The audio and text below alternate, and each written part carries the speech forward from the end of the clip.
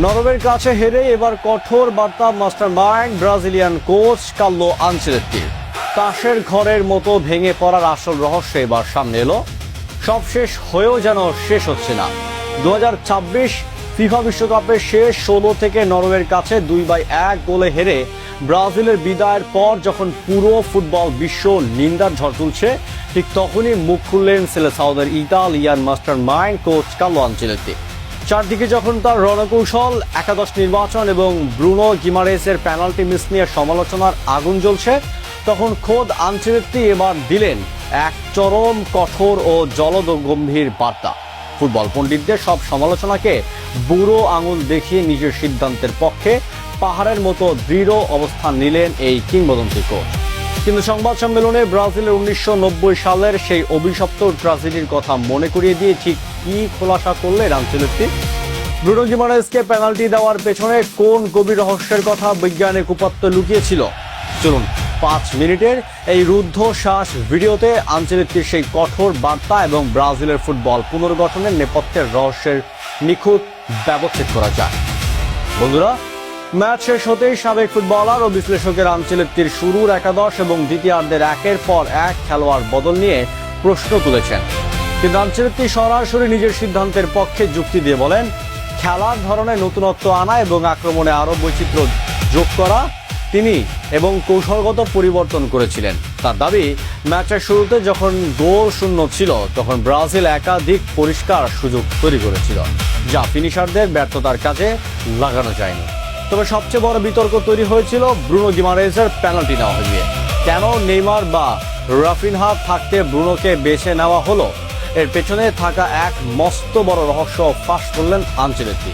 তিনি জানান, এটি কোনো তাৎক্ষণিক সিদ্ধান্ত ছিল না, বরং দীর্ঘ 1 বছর ধরে ব্রাজিলের কারিগরি দল ও অ্যানালিস্টরা খেলোয়াড়দের অনুশীলনের পারফরমেন্স এবং নিখুঁত ডেটা অ্যানালিসিস করে একটি তালিকা তৈরি করেছিলেন। এ তালিকায় ক্রমানুসারে প্রথমে ছিলেন নেইমার, দ্বিতীয় স্থানে ইগোর থিয়াগো, তৃতীয় স্থানে রাফিনহা এবং চতুর্থ স্থানে ছিলেন ব্রুনো গিমারেস।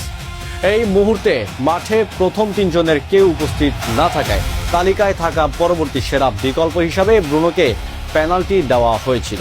বিশ্বকাপের মঞ্চ থেকে এমন বিদায় যে কার্লো আনচেলত্তিকে গভীরভাবে স্তব্ধ ব্যথিত করেছে, তা তিনি নিজে অকপটে স্বীকার করছেন। কারণ দীর্ঘ 36 বছর পর ব্রাজিলকে এমন এক অনাকাঙ্ক্ষিত রেকর্ডের মুখোমুখি হতে হলো। 1990 সালের ইতালি বিশ্বকাপে আর্জেন্টিনার কাছে 1-0 গোলে হেরে শেষ 16 থেকে বিদায় নিয়েছিল ব্রাজিল। দীর্ঘ 3 দশক পর 2026 বিশ্বকাপে এসে নরওয়ের কাছে হেরে ঠিক একই পরিণতি দেখতে হলো 5 বারের বিশ্ব চ্যাম্পিয়নদের।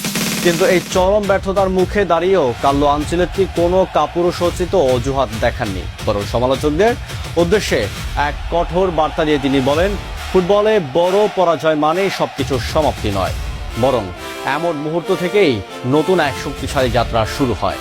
আনচেলত্তি স্পষ্ট জানিয়ে দিয়েছেন, এই ব্যর্থতাটাকে তিনি ব্রাজিলের শেষ অধ্যায় হিসাবে দেখতে রাজি নন, বরং অতীতের ভুলগুলো নিখুঁতভাবে বিশ্লেষণ করে আরও রুদ্র মূর্তি ধারণ করে ফিরে আসাই এখন তার একমাত্র লক্ষ্য।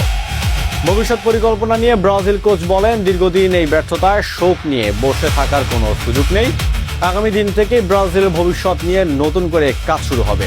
আনচেলত্তি দৃঢ়ভাবে বিশ্বাস করেন, বর্তমান সেলেসাও স্কোয়াডে ভবিষ্যৎ গড়ার মতো অত্যন্ত শক্ত ভিত্তি রয়েছে। একদিকে যেমন এনরিকের মতো প্রতিভাবান তরুণ ফুটবলার আছেন, অন্যদিকে অভিজ্ঞ কিছু তারকাও আছেন যারা আগামী দিনেও দলের মূল মেরুদণ্ড হয়ে থাকবেন। এর পাশাপাশি ব্রাজিলের ঘরোয়া ও আন্তর্জাতিক অঙ্গন থেকে নতুন কিছু ক্ষুদ্র ফুটবলারদের জাতীয় দলে যোগ করে দলের ভেতরে প্রতিযোগিতা আরও বহু গুণ বাড়িয়ে দেওয়া হবে। বন্ধুরা, কোচ কার্লো আনচেলত্তির এই কঠোর বার্তা এবং পেনাল্টি নেওয়ার পেছনে বৈজ্ঞানিক যুক্তি কি আপনাকে সন্তুষ্ট করতে পেরেছে? আপনার কি মনে হয়, আনচেলত্তির হাত ধরেই কি ব্রাজিল আবার তাদের হারিয়ে যাওয়া গৌরব ফিরে পাবে, নাকি ব্রাজিলের নতুন কোনো কোচের প্রয়োজন? আপনার মূল্যবান মতামত এখনই আমাদের কমেন্ট বক্সে লিখে জানান।